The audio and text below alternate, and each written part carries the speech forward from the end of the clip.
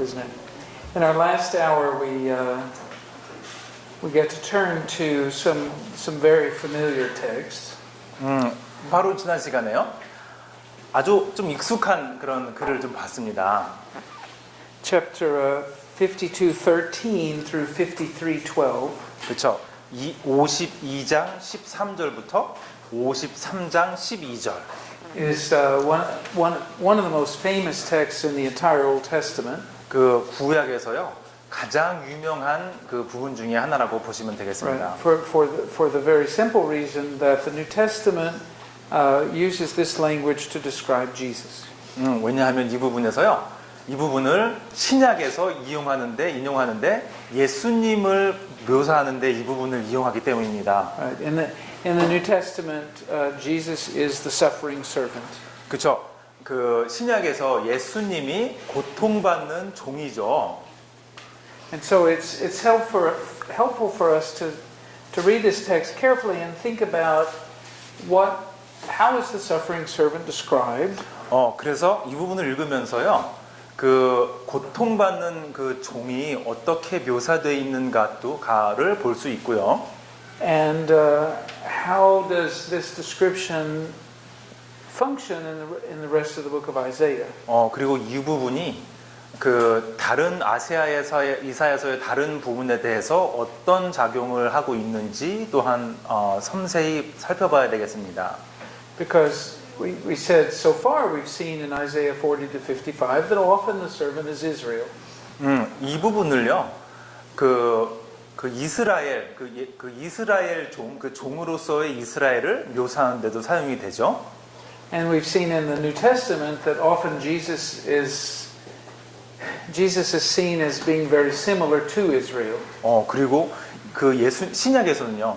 예수님을 또한 이스라엘로 비유한 그런 부분도 있죠. And we've seen that the New Testament reads these Old Testament texts typologically. 예표론. typologically. Yeah, I don't know. 그 예표로 이렇게 읽지만 그게 아니다라고 말씀하십니다. Yeah.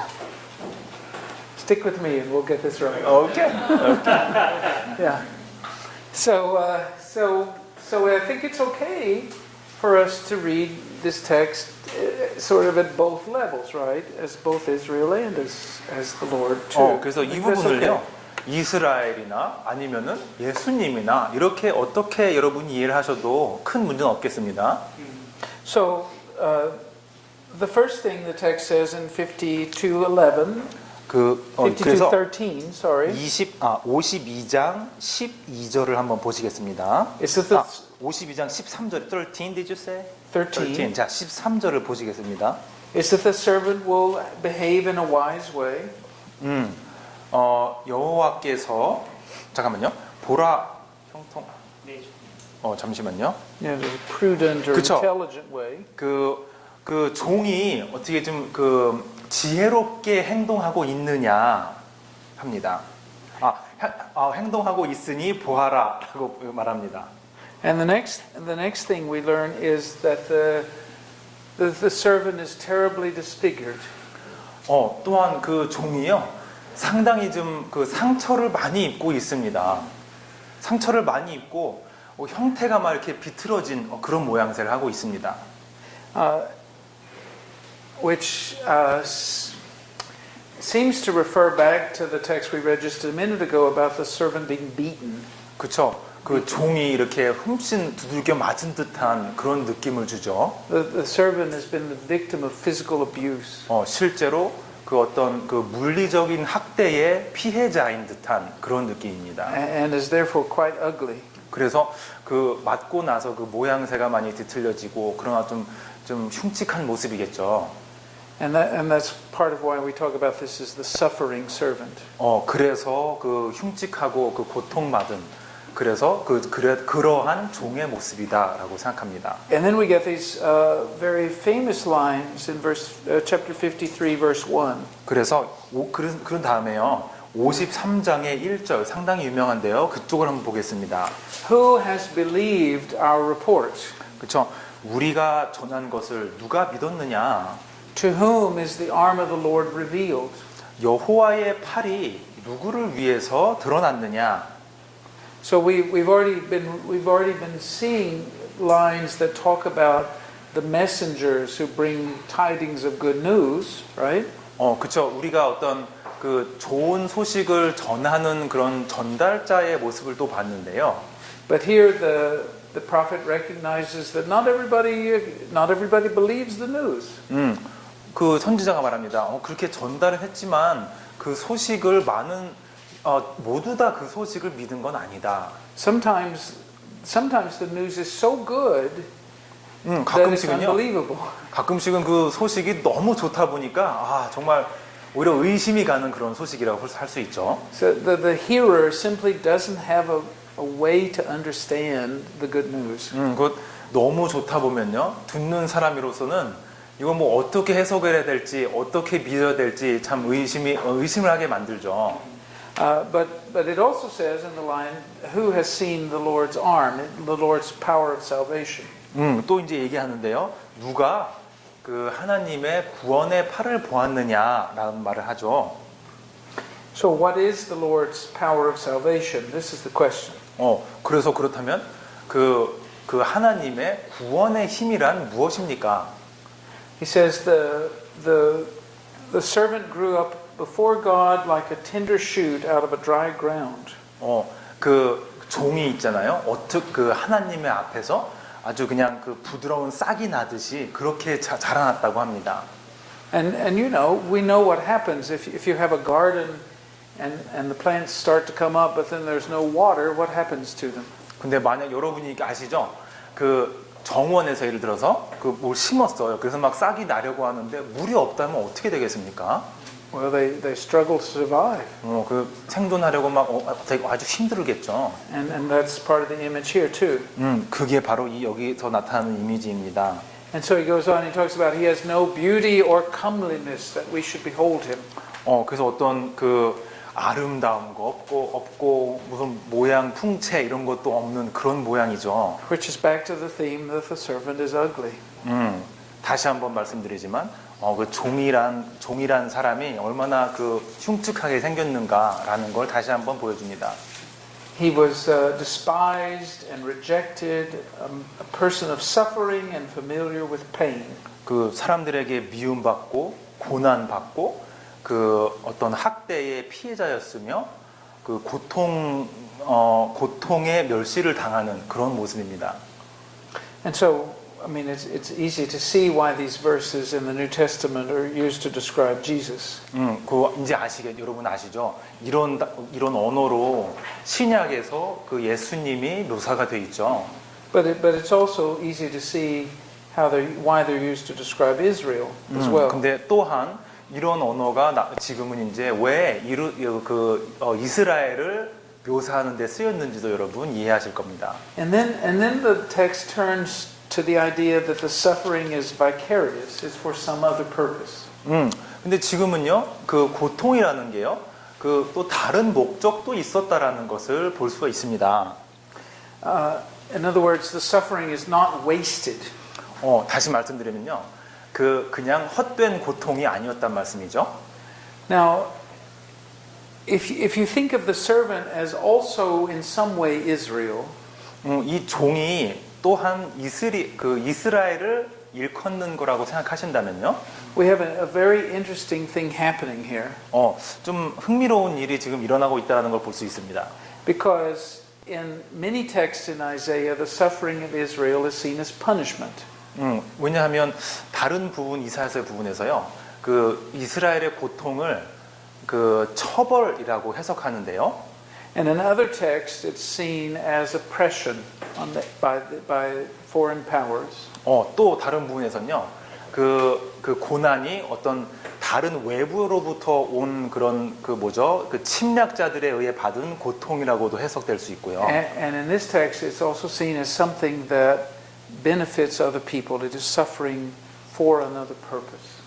또 여기 이 부분에서는 지금 뭐냐면요, 그 고통이 사람들에게 오히려 나중에는 이롭게 하는 그런 뭐라 그럴까요? 좀 이로움으로 되돌아오는 그런 해석을 볼 수 있죠. And so we begin to see suffering as something that does have a purpose. 여기서 우리가 그래서 그 고통이라는 것 자체가 목적이 있는 그 고통이라는 것을 이해할 수 있습니다. Something that can be put to another use. 어떤 다른 용도에 의한 그런 고통이라고 볼 수 있는 거죠. I think it's hard to know exactly what to say about all of this. 물론 어떻게 이 부분을 말씀드릴지 저 쉽지 않은데요. And so I hope you'll help me think through some of this. 뭐 여러분께서 이제 같이 도와주셨으면 좋겠습니다. But I'd like to throw out a couple of ideas. 제 생각을 몇 가지 말씀드릴게요. One idea is that in some ways suffering by one person on behalf of another is part of the way love is expressed in many kinds of human relationships. 다른 사람 대신에 아까 참 다른 사람 대신에 받는 고통 이런 게 있었는데요. 그 다른 사람 대신에 내가 받는 고통은 어떤 그 사랑의 표현이라고도 할 수 있다라는 그런 아이디어가 있습니다. How many of you have ever lived with little babies? 아기 그 아주 작은 아이랑 혹시 살아보신 적 있으십니까? Yeah. Or how many of you have ever been a little baby living with somebody else? 또는 혹시 그 아기가 다른 사람하고 살고 있는 아기를 보신 적 있으시죠? I think that gets everybody, right? 거의 모든 분들이 아이들이 사는 것을 보셨을 텐데요. Parents in some ways suffer for the benefit of little babies. 그렇죠. 가끔씩 부모들이 그렇죠. 아이 때문에 고통을 당하죠. I think little babies at 3 in the morning think, Daddy's been sleeping long enough. I shall wake him up now. 그래서 you know what? I missed that part. Well, someday you may not. I don't know. Okay, yeah. No, the little baby says it's time for Daddy to wake up. 그래서 아이가 얘기했죠. 아빠 이제 잠을 깨나 계셨는데요. 저는 솔직히 무슨 말 이해 못 하겠습니다. 잘. Right, and we. 아버지가 이게 참 오랫동안 자느냐고 셋이. You know, yeah, that's a very small example, right? 정말 지금도 모르겠는데요. But there are many other examples in which one person suffers for the benefit of another person. 근데 물론 그 다른 사람을 위해서 내가 대신 고통을 받는 그런 일들이 많이 있죠. And some of those cases are very dramatic. I mean, really suffers. 어떤 때는 정말 그 말도 안 되는 거죠. 그런 그 내가 대신 고통을 받는 그런 경우도 있고요. I think we call that love. 우리가 그걸 사랑이라고 부를 수 있지 않겠습니까? Love is the willingness to suffer on behalf of the other person. 그렇죠. 사랑은요 또한 다른 사람 대신에 내가 대신 기꺼이 고통을 받는 것이라고 말할 수 있죠. And so Jesus suffered for the whole human race. 그래서 예수님은요 그 모든 인류를 대신해서 고통을 받으셨고요. Israel suffered on behalf of perhaps the nations and also of itself. 그리고 또한 이스라엘은요 다른 나라들뿐만 당신 나라뿐만 아니라 다른 나라들을 대신해서 고통을 받았죠. And yet this suffering somehow leads to healing. 근데 고통은요 또한 다시 그 회복으로 이렇게 연결이 됩니다. 그렇죠? And so the prophet goes on and he describes the behavior of Israel itself. 그래서 선지자는요 여기 지금 이스라엘이 어떻게 행동하는지를 한편으로 보여주고 있는데요. So this is verse 6. All we like sheep have gone astray. 그래서 6절을 보시면요. 우리는 다 양 같아서 그릇 행하여 각기 제 길로 갔거늘. And then the text works with this image of the sheep. 그 다음에 이 양들에 대한 어떤 그런 이미지를 보여주고 있는데요. And it talks about how though he was afflicted and oppressed, he did not open his mouth. 그래서 이제 이 양들이 어떤 그 시험을 당하고 그런 부분에 또 얘기를 하고 있죠.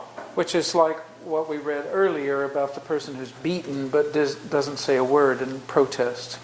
또한 이렇게 아까 종들이 막 좀 고통받고 훔치는 그 두들겨 맞은 거죠. 그렇게 맞았음에도 불구하고 반항하는 어떤 말 한마디 안 하는 그런 모양이죠. And then is led like a lamb to the slaughter. 어떤 그 사육장으로 끌려가는 그런 그 양 같은 그런 느낌이죠. lambs have no way to fight back. 양들은 있잖아요. 뭐 싸울 수 있는 대항에서 싸울 수 있는 그런 힘이 전혀 없습니다. They are helpless and unresisting. 그 양들은 참 뭐 하나 뭐 도울 수도 없고 그런 어떤 이렇게 뭐 반정하는 그런 동물들이 아니죠. Then it goes on and talks about how the servant was martyred, was killed. 그래서 그 종이 어떻게 죽임을 당했는지에 대해서도 얘기하고 있습니다.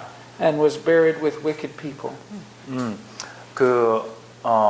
뭐라 그럴까요? 그 사악한 사람들과 함께 묻혔다라고 할 수 있는데요. It is interesting that the text equates burying with the wicked and burying with the rich as though these are the same thing. 그게 참 재밌는 게요. 그 사악한 사람들과 묻히는 것 또는 그 부자인 사람들과 묻히는 것 이런 것을 좀 비슷한 것으로 놓는 그런 상황을 볼 수 있죠. But then, of course, after some deaths, there is a resurrection. 그런데 그렇게 몇 번 그렇게 죽고 몇 번 당한 이후에 다시 살아나는 그런 모습을 볼 수 있습니다. And in this case, the resurrected person gets to see his own offspring, his own children. 근데 이번에는요, 다시 되살아난 그런 사람이 이제는 자신의 후손을 볼 수 있는 그런 상황입니다. So this text, with which we're all very familiar, 우리가 상당히 좀 익숙한 그런 텍스트인 것 같은데요. describes the servant who suffers. 이 부분이 무슨 얘기를 하냐면 고통받는 종에 대한 그 묘사를 하고 있습니다. This suffering is partly physical pain. 그리고 이 고난이라는 건요, 정말 육체적으로 실제로 고통을 받는 것도 포함하고요. But a lot of it has to do with social isolation. 근데 이 많은 부분에서요, 어떤 사회적인 고립, 사회적인 격리를 의미하기도 합니다. The sense of terrible loneliness and being alone. 그렇다면은 그 외로움 그리고 홀로 된 그런 느낌이죠.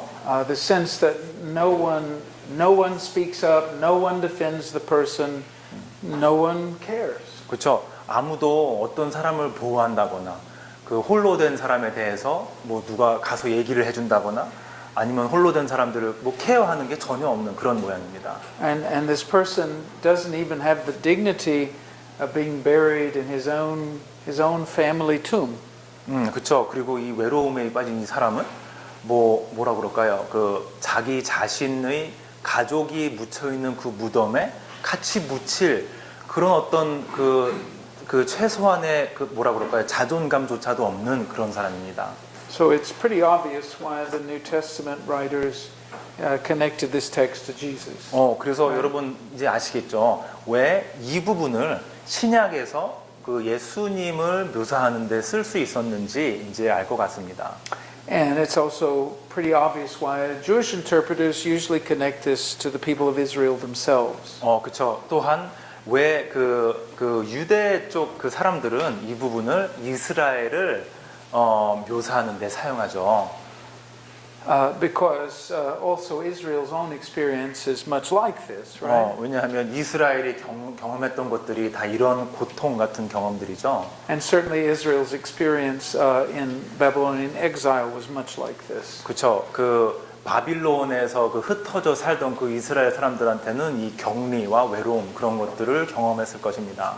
Now it's interesting to me. Remember in the 8th chapter of Acts, the story of the Ethiopian eunuch. 여러분 혹시 그 사도행전 8장에 그 이디오피아의 그 내시에 대한 얘기를 혹시 아십니까? The text says that the Ethiopian eunuch was reading this text and up walked Philip. 그 이디오피아인 그 내시가요. 이 부분을 읽을 때 그 필립 그 제자가 와서 그 말을 걸죠. So if you ever walk up to someone who happens to be reading the book of Isaiah, this is how you proceed with this person. 만약에 여러분 사시다가요. 이사야서 읽고 있는 사람 보시면요. 아마 이렇게 하시면 될 겁니다. He says, so what are you reading? 지금 뭐 읽으세요? 지금요? I'm reading the book of the prophet Isaiah. 그러면 그 사람이 그러겠죠. 저 이사야서 읽고 있는데요. Got any questions? 뭐 질문 있습니까? Is he talking about himself or some other man? 또 질문하시면 됩니다. 그 이사야가 자기 자신에 대해서 얘기하나요? 아니면 다른 사람에 대해서 얘기하고 있나요? And it says from that point on, Philip began to talk to him about Jesus. 그때부터 이제 그 필립이 예수님에 대해서 얘기를 해주죠. Now I'd be curious how exactly Philip put all that together, and it doesn't say. 어떻게 필립이 이런 것들 어떻게 했는지 우리가 좀 명확하지는 않지만. And I don't know that we have to choose which way we interpret this text. I think we can read it in more than one way. 또는 여러분 잘 아시겠지만 이 부분을요 꼭 한 가지 그 해석만 있는 건 절대 아닙니다. But I am struck by the fact that in Isaiah 40 to 55, the servant is usually Israel. 제 생각에서는요 그 54장 55장에 나오는 그 종은요 아마 이스라엘이 아닌가 생각합니다. And this description does apply to them as well as to the Lord Himself. 물론 여기 이제 묘사된 부분이요 이스라엘뿐만 아니라 그 하나님에 대해서도 그렇죠. 그 예수님에 대해서 말씀하신 건데, 그 예수님에 대해서도 우리가 이해할 수가 있습니다. Because after all, Jesus was himself a Jewish person, was he not? 그렇죠. 예수님 자신도 이스라엘 사람이었죠. Okay, so I'm going to stop there. Does anybody want to say anything in response, question, comment about 뭐 this? 질문이나 코멘트 혹시 있으십니까? Yeah, please. Good.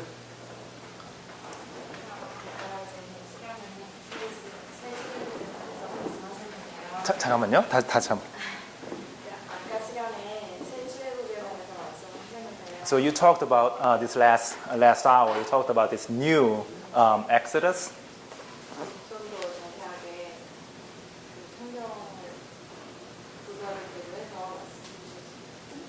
하실 수 있는지. So I wonder if you could just make it a little more specific with some of the verses. I mean, the references from some of the verses. Sure. 물론이죠. We'll try, I guess.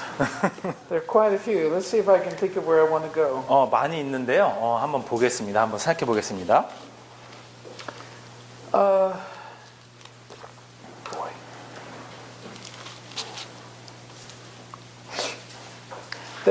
There are a lot of references here through. Well, here's one. Here's a place to start. Chapter 43. 43장에 먼저 볼게요. This is a part we skipped, I guess. We shouldn't have skipped 물론 it. 여기 우리가 아까 건너뛴 부분이었습니다. Chapter 43, verse 1 tells them not to be afraid. 그 1절 보시면요. 겁내지 마라 라고 합니다. And then verse 2 says, when you pass through the waters, I will be with you. 2절에 보시면요. 내가 물 가운데로 지나갈 때 너와 함께 할 것이다.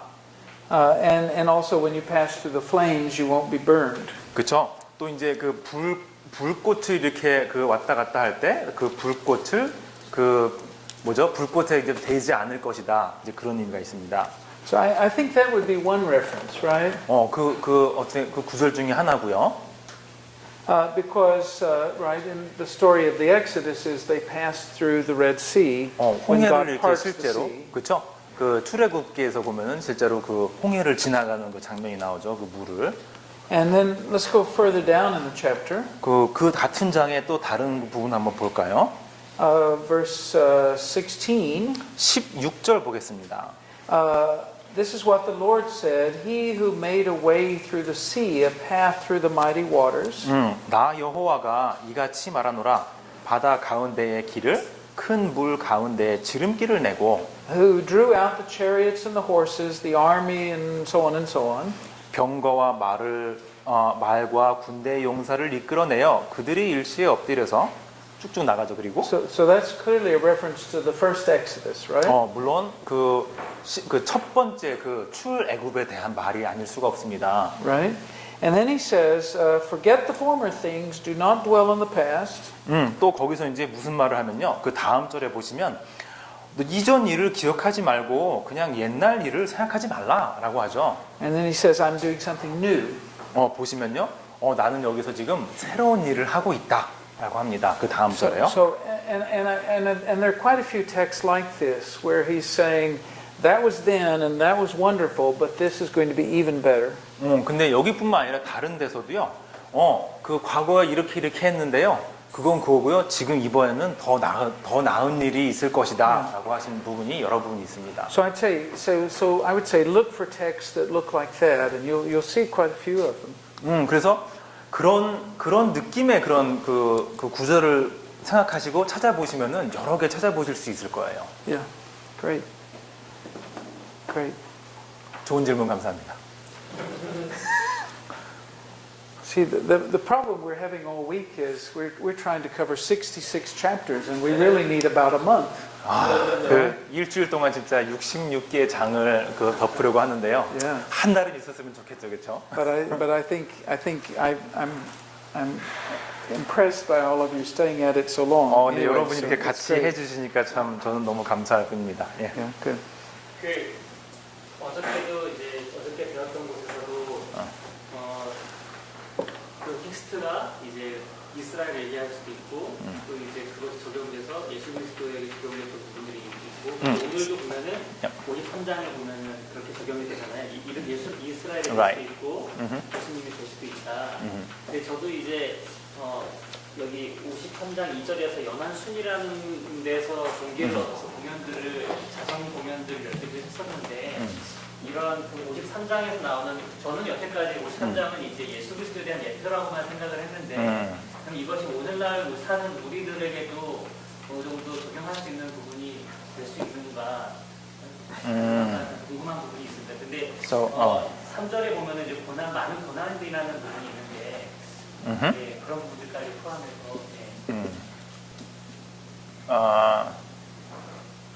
like pain, okay, punishment. 또 포함해서 어떻게 해요? 그래서?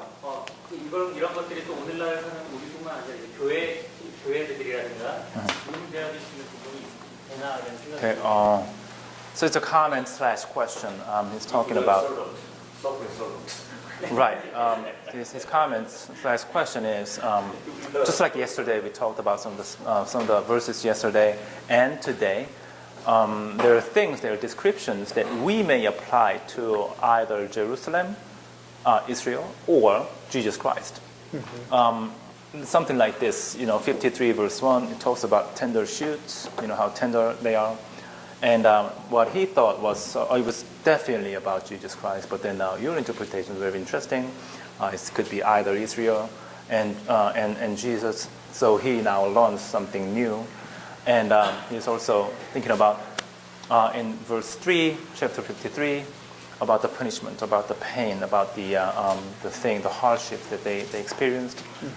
It's something that we now think about as a follower of God and the preacher and teacher. So there are things that we can sort of apply in what we do as a servant of God. Well, yes. I mean, we also have to be willing to suffer. 그렇죠. Yeah. 우리가 기꺼이 좀 고통을 받을 수 있는 그런 어떤 자세가 있어야 되지 않을까 생각합니다. And that's very easy to say and very hard to do. Right? 뭐 말은 쉽게 할 수 있지만 실제로 고난을 기꺼이 받는 거 어렵죠. So much of the modern world is designed to prevent suffering. 요즘 세상이요. 고통을 좀 안 받게 하는 쪽으로 움직이고 있습니다. I'm an American. We don't believe in suffering, right? We don't 저는 like 미국 it. 사람인데 미국 사람들은요. Yeah. 고통을 믿지 않습니다. 고통이라는 건 없다고 생각합니다. Right?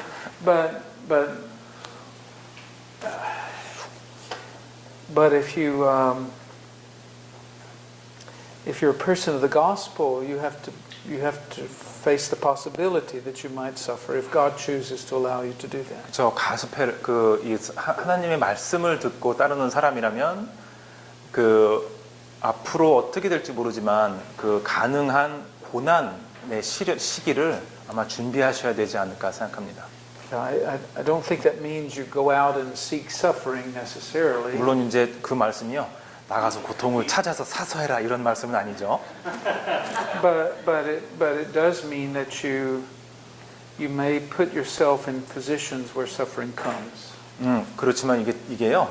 자기 자신을 고난을 받을 수 있게 될 그런 자리에 자기 자신을 놔야 될 수도 있다라는 말이 될 수 있습니다. And we don't have to be we don't have to be afraid.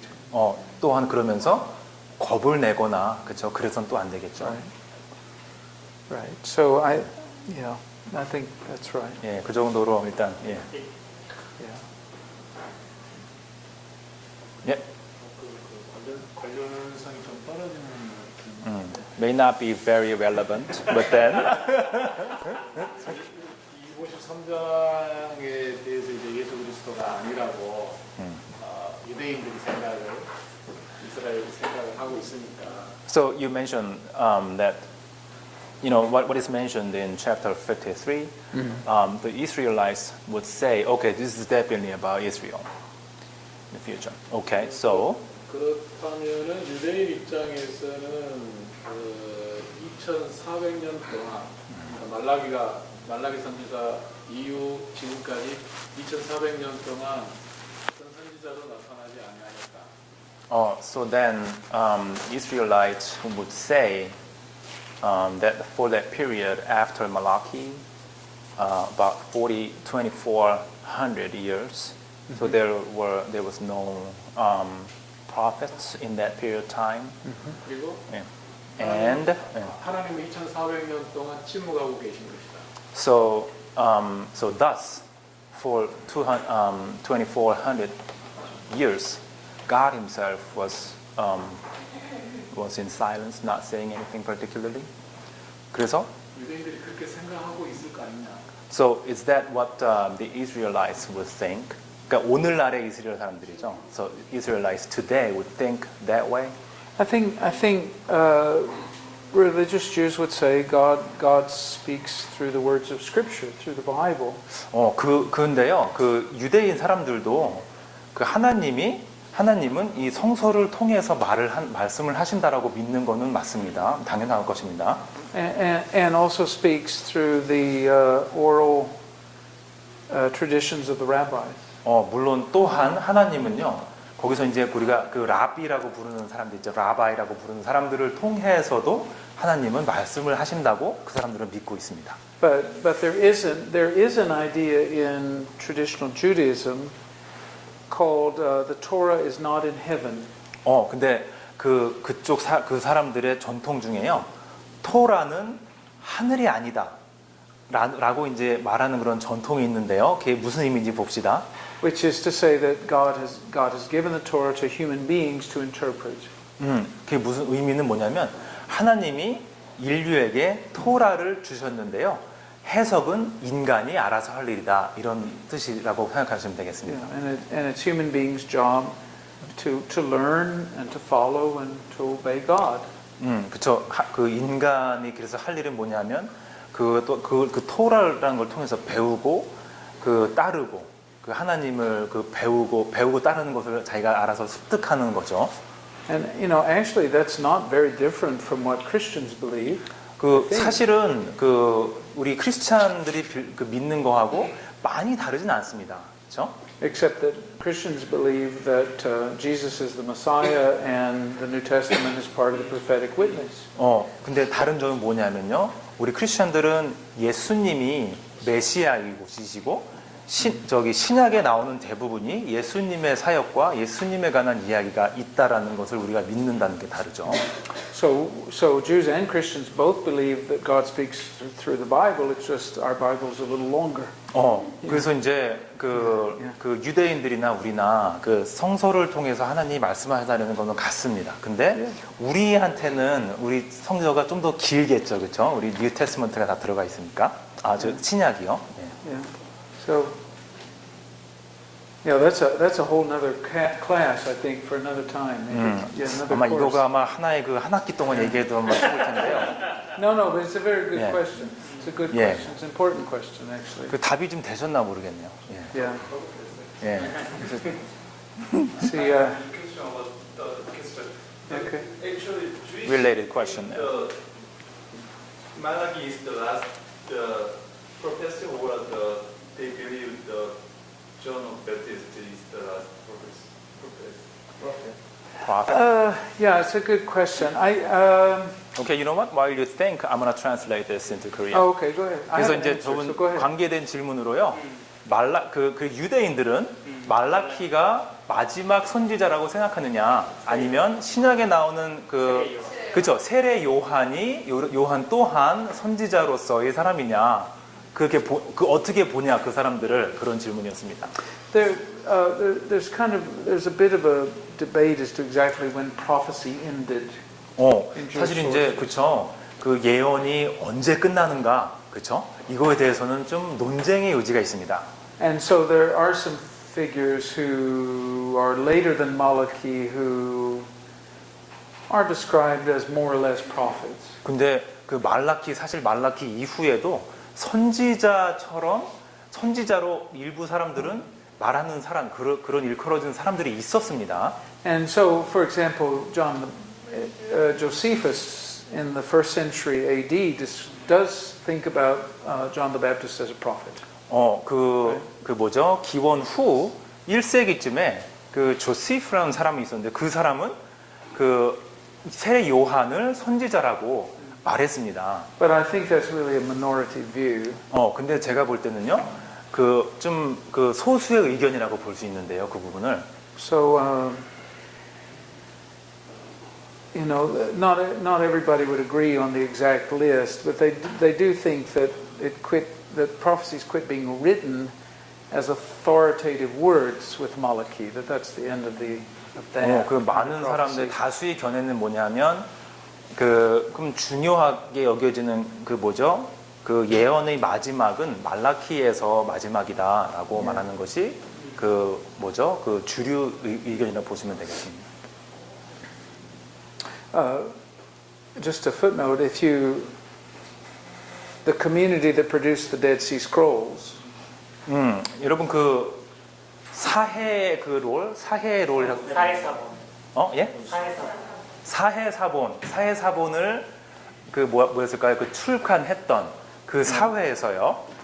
seems to have thought of some of its teachers as more or less like prophets. 그걸 출판했던 그 사람들은 그 당시 몇몇 사람들을 이 사람들도 선지자다 이렇게 이제 지적했던 부분이 있는데요. And or at least as authoritative teachers, very different from the rabbis.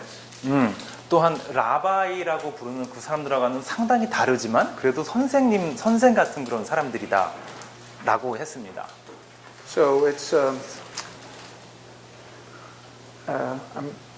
a complicated question actually. Yeah, because it goes to the question: what do you mean? How do you define the word prophet? 그래서 이게 쉽지 않은 질문인데 그 이유는 뭐냐면요. 그럼 선지자로 우리가 일단 어떻게 정의하는지부터 다 이제 공론이 된다면 그렇죠. 그때 좀 더 정확하게 말을 할 수 있겠죠. That's another time. Yeah, please. 앞에 질문을 좀 더 이어서. Okay. More connected question to the questions here. Okay, it's good. We can do it. 이 말라기 이후에 우리가 흔히 이제 용어를 생각할 때 신구약 중간사라고 하는 그 기간 동안 그 기간 동안에 묵시 문학이 굉장히 발달한 걸로 알고 있는데. Okay, I believe the times. Okay, the times between the Old Testament and New Testament. So the time between the two times. I believe there were a number of like apocalyptic literature in there. I believe there are many. 그러면 이거를 구약의 유대인들은 그 묵시 문학에 대해서 어떻게 받아들이는 거예요? So how do the Jews, how do the Israelites accept, how do they think about those apocalyptic literature in the time between the two periods of time? Yeah, it's a good question. 좋은 질문. It is true. There were many Jewish texts produced between, let's say, 300 BC and the first century AD. There are 그쵸. quite a few texts. 300년 그 기원 300년부터 그 1세기까지 그렇죠? 그 기원 후 1세기까지 많은 그런 출간이 있었죠. But one of the curious things is that a lot of those texts were eventually not preserved by Jews. 근데 하나 재밌는 것은요. 그렇게 많이 쓰여진 것들이 유대인들에 의해서 그 전해지고 그 뭐라고 할까요? 그 잘 보존이 되지 않았습니다. So Ben Sira or Ecclesiasticus, 그 뭐 벤시라 그죠? 이클레시아스티카라고 하는 그것도 Wisdom of 그렇고, Solomon, 살로몬의 뭐 그런 것도, 솔로몬의 지혜서, Tobit, Judith, 토벳, 유다스, the Psalms of Solomon, 일부 그 솔로몬의 시편 그렇죠? First and Second Enoch, 에낙 전서 후서, yeah, Jubilees, 주빌리라는 책도 있었고요. and a number of other these texts were preserved primarily by Christians. 이런 책들이요 거의 그냥 우리 크리스천들에 의해서 보존이 되었답니다. And some of them had been written in Hebrew, Aramaic, and then were translated into Greek, and then the original was lost. 그 중에 거기다가요 그 중에 일부는 뭐 그 다른 언어로 이렇게 그 번역된 번역본만 남아 있고 원본은 잃어버리고 있는 그런 것들이 많이 So 있고요. they were reintroduced. They were Jewish texts that Jews lost, and then they came back into Judaism in more or less modern times. 근데 한동안 이렇게 없었다가 다시 또 이게 소개가 되기도 하고요. 그 요즘에도 이제 그런 것들이 있습니다. 있는 것들도 있습니다. And so today they're usually regarded as very important and interesting and pious texts. 그런 책들이 지금도 되게 중요하고 뭐 흥미롭기도 하고요. 또 이제 아주 그 경건한 그런 책들이라고 생각은 하는데요. But they're not read in synagogue, and they never really have been. 근데 아까 그 시나고그 뭐라고 해요? 회당에서 쓰여졌다거나 회당을 위해서 you know what? You gotta repeat. I forgot. 그 안에서는 쓰거나 읽지 않는 그런 책으로 그 간주되고 있습니다. And so they've never had a high level of authority in Jewish circles. 그래서 그 책들이 그 유대인들 사이에서도요, 뭐 가장 그 중요하게 여겨져야 될 책들로 그렇게 여겨지지는 않는 거죠. There's a little bit of an exception, and that is the book of Ben Sira or Sirach. 그 시락 또는 맨시락이라고 하는 그 책이 하나가 좀 중요한데요. 그 중에서 which is known in at least one medieval manuscript in Hebrew. 그 중세에 쓰였던 거죠. 그 히브리어로 쓰였던 그 책 중에 하나입니다. And that manuscript was found in Cairo a little over 100 years ago. 그 이집트의 그 카이로 수도 아시죠? 수도 카이로에서 그 책이 사실은 한 100년 전쯤에 발견이 됐어요. But even there, it had a very minor influence. 물론 근데 이 책조차도 그 이 사회에는 좀 다소 뭐라 그럴까요? 큰 영향을 주지 않는 그런 책이었습니다. It's actually a very fascinating story, but that's also another class. 되게 재밌는 얘기긴 한데요, 그렇죠? 그런 책들에 대한 얘기가 또 한 학기짜리 또 얘기가. Well, I mean, the truth is these are all huge questions and very important and interesting questions. 그렇죠. 너무 중요한 그런 질문입니다. And just as a footnote to that, you notice a lot of those texts have different levels of influence among Christians too. 근데 또 한 가지 중요한 것은요. 그런 많은 책들이요. 어떤 거는 크게, 어떤 거는 적게 그 우리 크리스천들에게 영향을 끼쳐 왔습니다. So in Protestant Bibles in the last 400 years, usually they're not printed. 근데 그 프로테스탄트를 우리말로 뭐라고 하죠? 그렇죠. 개신교에선 있잖아요. 그런 책들을 같이 이 성서에 포함하진 않았죠, 그렇죠? But in Catholic Bibles, they usually are printed. 그렇죠. 근데 Catholic, 뭐 천주교 쪽에서는요, 천주교 쪽 성서에서는 그게 같이 포함되어 있죠, 그런 책들이 몇 가지가. So in Catholic and in Orthodox Christian circles, 그렇죠. 그래서 이제 천주교하고 정교회 그쵸? 정교회 책들에서는 성서에서는 그런 책들이 포함이 되어 있어요. Some of those books are seen as a sort of second level of canon. 그래서 그 책들이요. 여기 나오는 것들을 그 가장 중요한 책들이라고 한다면 그런 책들 있죠. 그런 책들은 2단계 중요한 책들.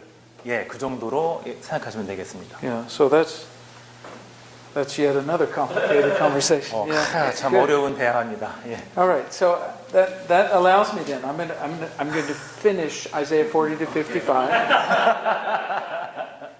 We're just going to read a little bit more. 자, 좀만 더 읽어보겠습니다.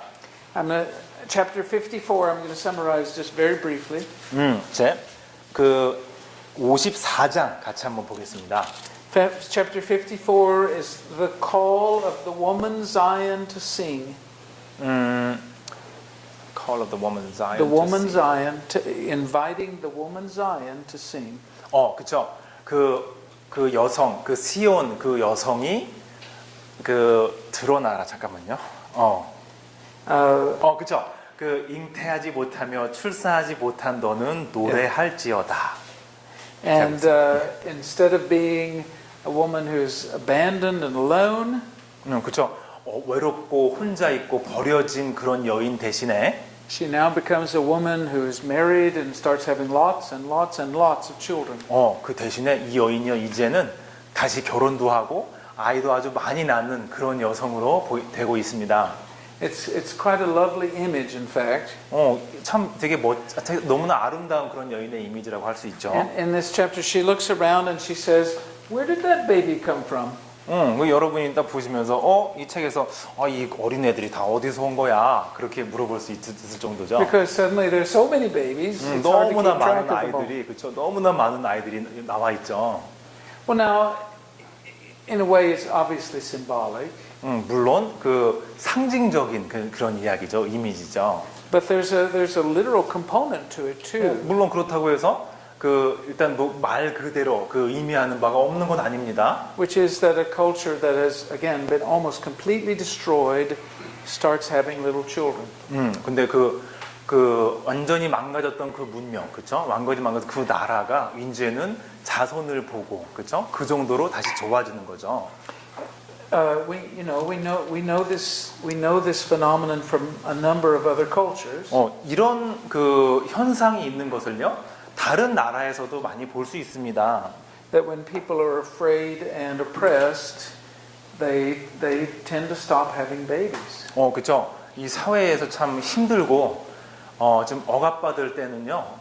자손을 낳지 않는 경향이 있는 모습이고요. They do whatever they can to prevent birth because they know it's dangerous for the children. 왜냐하면 그냥 아이들을 낳으면 그 아이들에게는 위험한 세상이 될 테니까 그냥 아이들을 어떻게 해서든지 안 낳도록 하는 그런 모습이죠. But now they've been restored and they can have children again. 그렇지만 이제는 다시 재건된 그런 사회에서 이제 아이들을 마음껏 낳을 수 있는 그런 모습이죠. So that's chapter 54. Let's do chapter 55 before 예. we finish. 여기까지가 54장이었고요. 55장 같이 보겠습니다. Because this is also a very beautiful chapter. 55장 또한 너무나 아름다운 장입니다. Hey, all of you who are thirsty, come to the waters. 목마른 사람들, 물로 가까이 와라. Come to the waters and drink. 물로 Without 가까이 paying. 와서 물 좀 드세요. 목마르면. Right?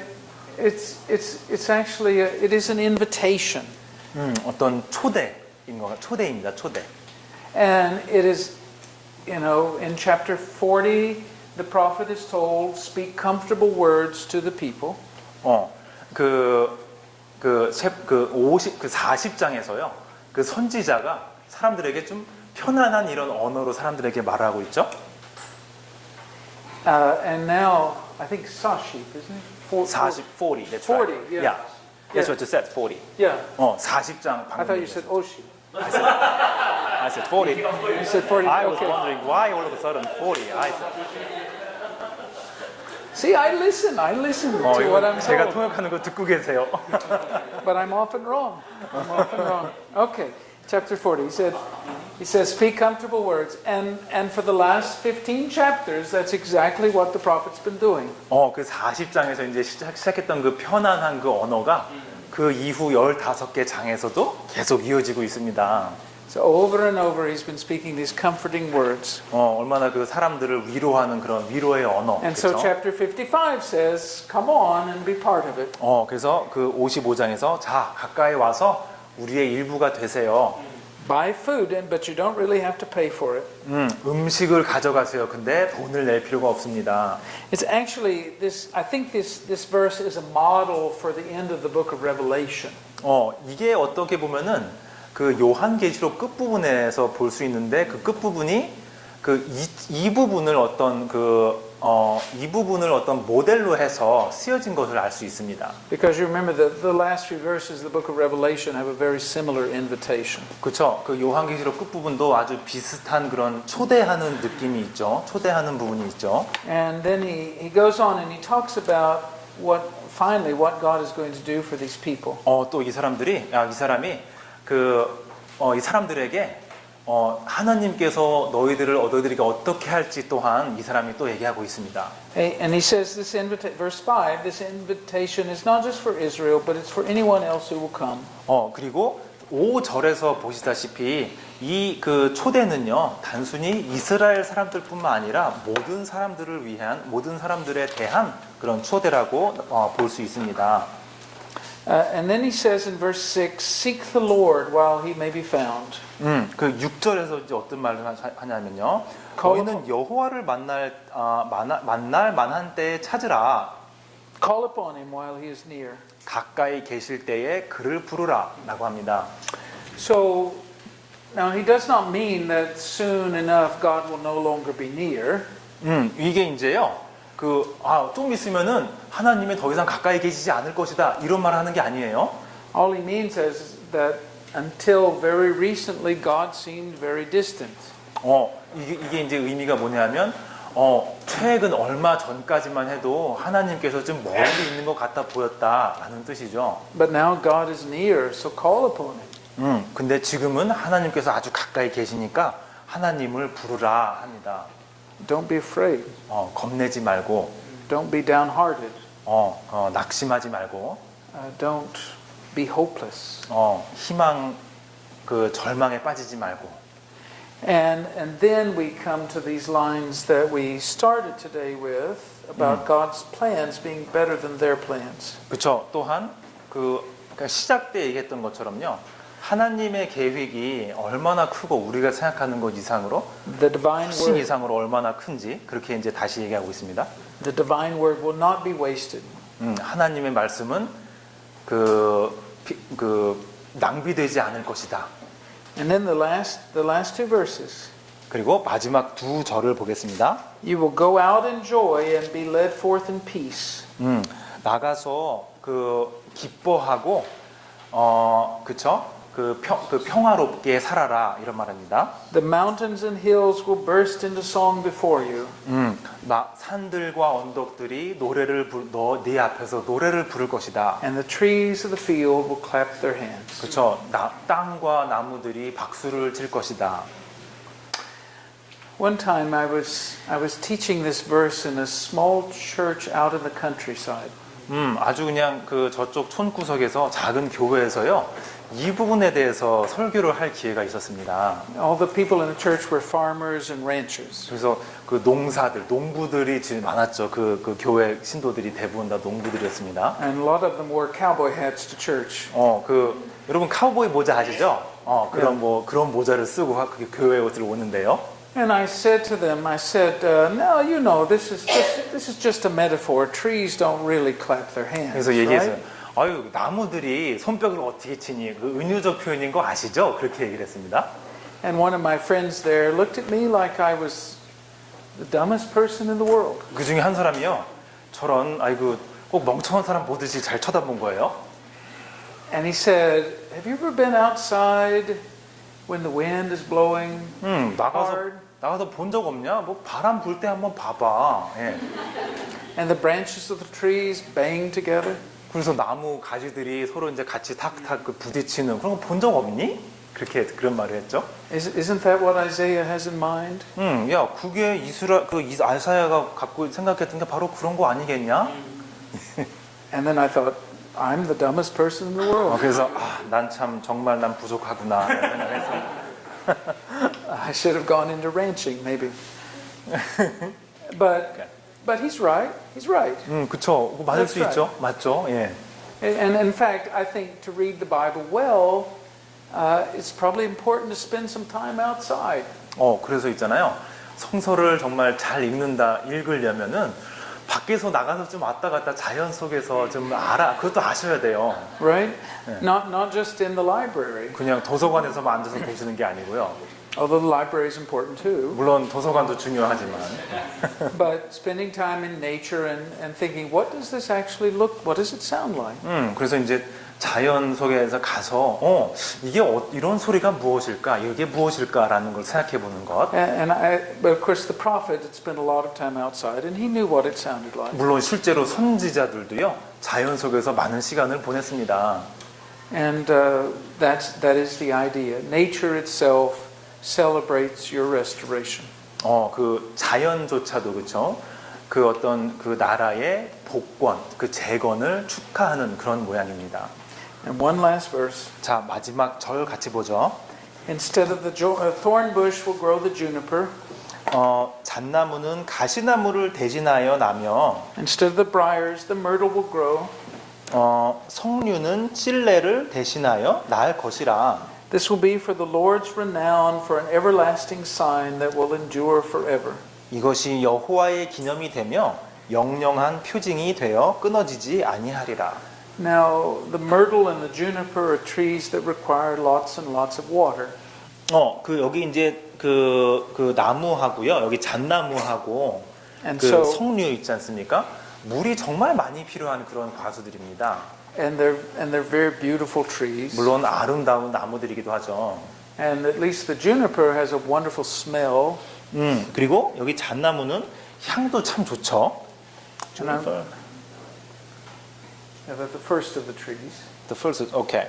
whichever that is. 예, 잣나무라고 여기 나와 있기 때문에 잣나무라고 계속 하겠습니다. Yeah. And so we're back to that theme we've seen again and again. What was sterile is now fertile. 또 다시 한번 또 보는데요. 그 황폐하고 그렇죠.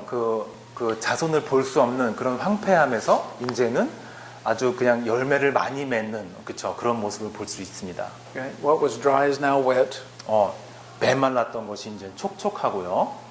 and what was dead is now alive. 죽었던 것이 이제 살아납니다. So I hope we've seen today. I hope you've seen why I love these texts so much. 여러분이 제가 왜 이 부분을 너무나 좋아하는지 이제 좀 이해하셨으면 좋겠습니다. Because they are extraordinarily beautiful.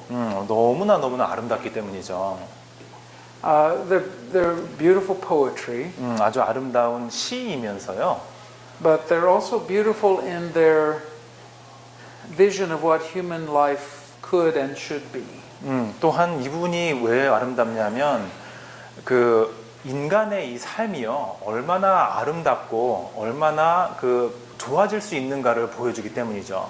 They remind us that we serve a God in whom we can trust. 그리고 여기서요 우리로 하여금 우리가 그 하나님을 섬기고 우리가 이제 믿을 수 있는 그런 우리가 믿는 그런 하나님을 우리 섬기는 그런 모습을 보여주죠. And this is a God who seeks life for people, not death. 우리 하나님은요 죽음을 이렇게 추구하시는 분이 아니라 삶을 추구하시는 분이죠. And I think that's the best we can do today. 예, 그게 오늘로서는 가장 좋은 부분이 아닌가 생각합니다. Let's pray together. 다 같이 기도하겠습니다. Our dear Lord, we thank you for this day. 감사합니다, 하나님. 오늘 정말 감사합니다. We thank you for the chance to study together. 오늘 같이 공부할 수 있게 해주심을 감사드립니다. We thank you for the words of the prophet that inspire our hearts and minds. 우리의 마음과 우리의 머리에 이렇게 정말 좋은 이미지를 주는 선지자들의 말씀에 감사드립니다. We pray that as you bring life to the desert, you will also bring life to our hearts. 사막에 그 생명을 주시는 하나님, 우리의 인생에도 그 큰 생명을 주세요. Help us to see your work even in places where it seems very dark. 당신의 역사가 정말 어둠으로 가득한 곳에서도 나타날 수 있도록 보여주세요. And help us to be people who bear good news upon the mountaintops. 그런 산 꼭대기로도 우리가 그 좋은 소식을 전할 수 있는 그런 사람들로 되도록 도와주세요. This is our prayer in the name of Jesus Christ. 예수님의 이름으로 기도드립니다. 아멘. 아멘. Thank you.